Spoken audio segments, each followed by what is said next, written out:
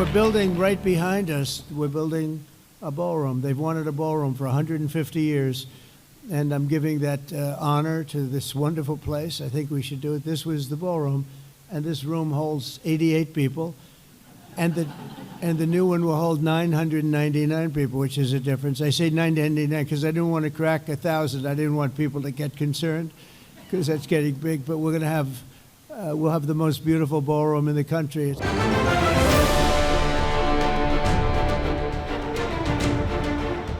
The east wing of the White House is being torn down to make room for a new ballroom, an extraordinary physical change to the White House complex. The new ballroom, projected at 90,000 square feet and roughly $300 million, is being financed through private donations from a roster that includes some of America's largest companies, alongside billionaire allies. Outlets that have obtained or were briefed on donor lists consistently name major tech firms like Apple, Amazon, Google, Meta and Microsoft, as well as defense and consulting firms like Lockheed Martin and Palantir, along with crypto companies like Coinbase, Ripple, Tether, and other corporates like Comcast, Alitria and Caterpillar. Several reports add that more than $20 million of the funding is tied to a YouTube legal settlement with Trump, in which $22 million is designated for the ballroom. While the administration says no taxpayer funds will be used, it has not disclosed how much Trump is personally contributing or the exact amounts from each donor.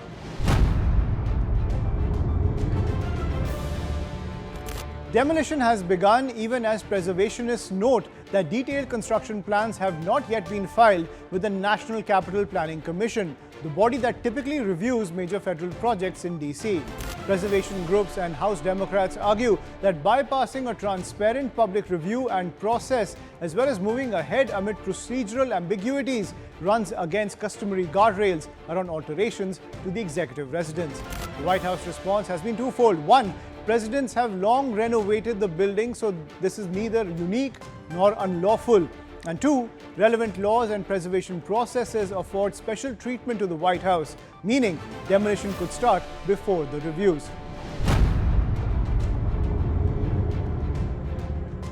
Trump has repeatedly said the ballroom is 100% paid for by himself and Patriot donors, emphasizing zero cost to the taxpayer. The White House has also mocked objections as partisan meltdowns and highlighted prior large-scale changes to the property. Meanwhile, a federal lawsuit filed by private plaintiffs seeks to halt the demolition, but legal experts note the White House's unique exemptions make the case uncertain.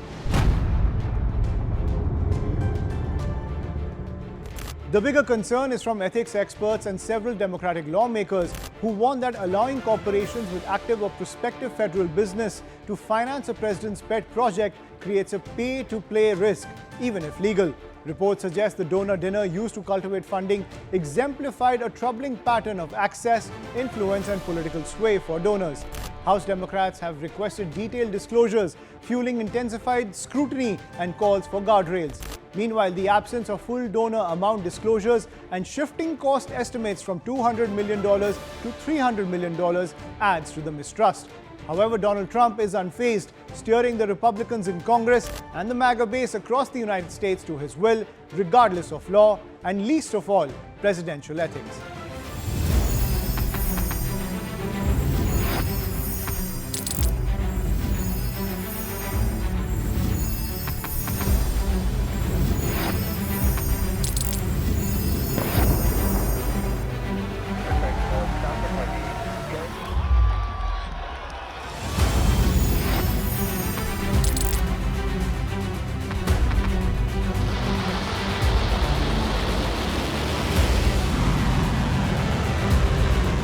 Been fighting so long and so hard that they don't know what the they're doing.